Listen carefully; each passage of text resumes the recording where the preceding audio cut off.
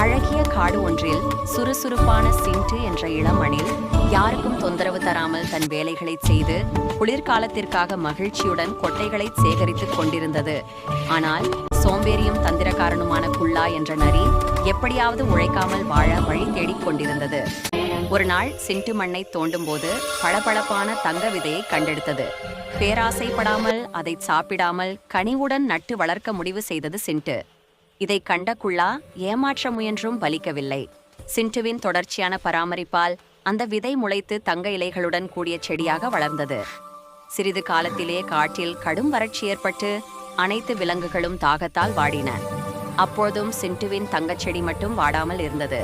செடியின் பலனை வெறும் தங்கம் என்று நினைக்காமல் தன் உழைப்பிற்கான பலனை மற்றவருக்கு உதவ பயன்படுத்த சிண்டு நினைத்த போது செடியின் அடியிலிருந்து தூய நீரூற்று ஒன்று சுரக்கத் தொடங்கியது.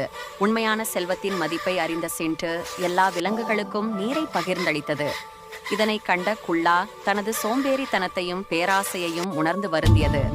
முடிவில் சிண்டுவும் மற்ற விலங்குகளும் நீரூற்றின் அருகில் மகிழ்ச்சியாக வாழ்ந்தனர். பொறுமை, கடின உழைப்பு மற்றும் உதவும் மனப்பான்மையே உண்மையான செல்வம் என்ற நீதியுடன் இந்த கதை இனிதே முடிந்தது.